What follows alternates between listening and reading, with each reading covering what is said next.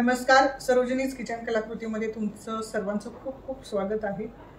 आज मी बनवणार आहे एक स्वीट डिश आणि ती म्हणजे मालपुवा। सणासुदीला पण बनवू शकतो, जसे की दिवाळी, ईद, होळीच्या दिवशी सुद्धा हा पदार्थ बनवून खाल्ला जातो।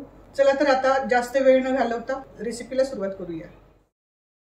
मालपुवा बनवण्यासाठी मी इथे एक बाउल घेतलेला आहे। 1 वाटी गव्हाचं पीठ घेतलेलं आहे। 1/4 बारीक रवा घेतलेला आहे। तुमच्याकडे जर बारीक रवा नसेल, मोठा असेल तर तो मिक्सर मध्ये थोडासा बारीक करून घ्यायचा आहे। 1 चमचा वेलची पूड आणि बडीशेपची पावडर करून घेतली आहे मी। छान मिक्स करून घ्यायचं आहे। 1 चिमूटभर मीठ घालून घेणार आहे। कोमट दूध घेतलेलं आहे, तर दूध मी थोडं थोडं घालून घेते। एकदम थोडं थोडं घालून छान मिक्स करून घ्यायचे आणि छान बॅटर बनवून घ्यायचं आहे। घट्ट आहे आपलं बॅटर, तर अजून दूध लागणार आहे थोडंसं।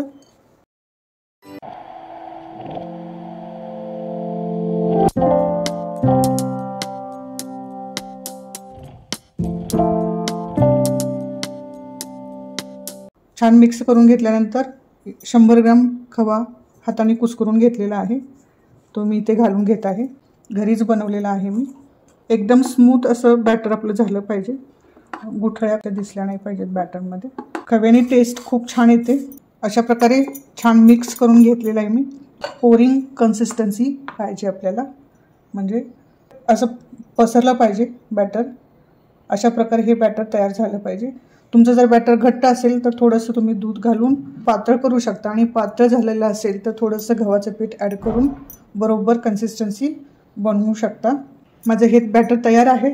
15 मिनिटांसाठी आपण झाकण लावून ठेवूया। आपलं बॅटर मुरेपर्यंत पाक बनवून घ्यायचा आहे।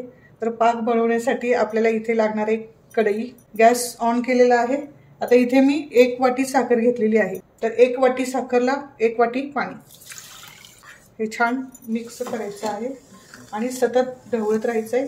साखर मेल्ट होईपर्यंत असं सतत ढवळत राहायचं आहे। साखर पूर्ण विरघळलेली आहे, छान उकळी पण आली, तुम्ही बघू शकता। 2 ते 3 वेलदोडे क्रश करून घेतलेले आहेत मी। आणि इथे आता उकळी आल्यानंतर मी गॅसची फ्लेम लो केलेली आहे। केसर घालून घ्यायचे आहेत आपल्याला इथे। याने पाकाला छान कलर पण येतो, हलका केशरी। कुठल्याही प्रकारचा आपल्याला पाक बनवायचा नाही। गॅसची फ्लेम लो ठेवून 5 मिनिटं उकळू द्यायचे आपल्याला। हे केशरचा कलर छान उतरलेला आहे आपल्या पाकाला। दोन्ही बोटांमध्ये असं चिकटपणा आला पाहिजे। आपला पाक तयार आहे। मी गॅस बंद केलेला आहे आणि आता हे साईडला उतरवून ठेवायचं आहे।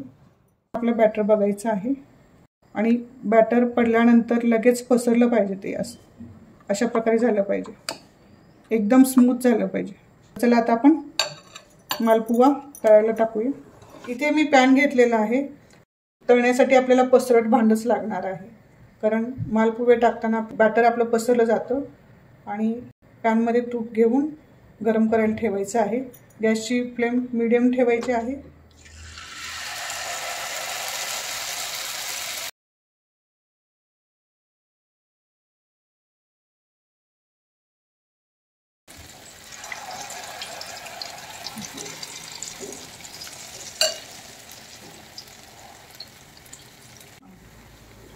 मस्त तरंगून वरती येत आहेत। हलका सोनेरी कलर आलेला आहे। पलटी करून घेऊया, एक एक करून सावकाश करून घ्यायचं आहे।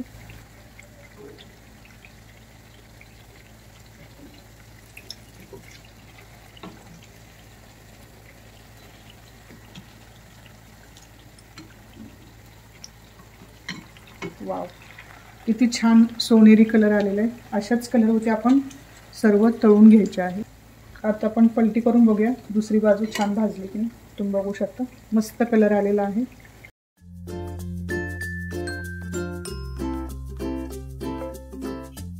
पाक आपला कोमट आहे, त्या कोमट पाकामध्ये मी बुडवून घेणार आहे।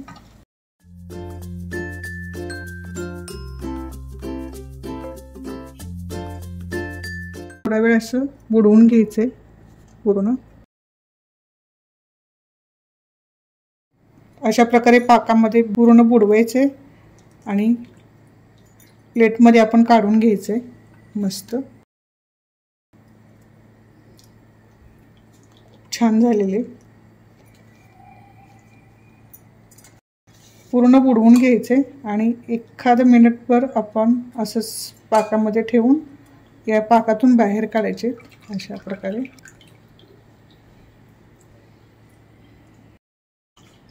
परफेक्ट रेसिपी झालेली आहे।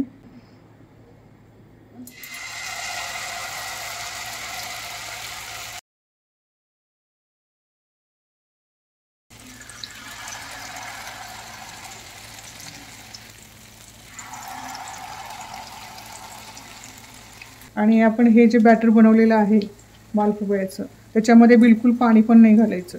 दुधापासूनच आपल्याला ते सर्व बॅटर तयार करायचं आहे। पलटी करून घेते।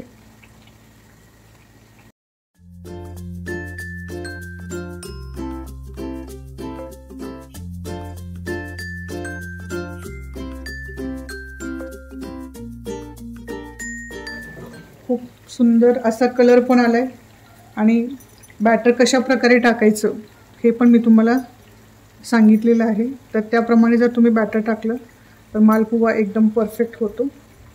टाकण्याची पण एक विशिष्ट पद्धत आहे। मालपुवा तळण्यासाठी कशा प्रकारे टाकायचं तर ती ही पद्धत मी दाखवलेली आहे। आपण पलटी करून बघूया आता। वाव, भारी, खूपच भन्नाट, तुम्ही बघू शकता।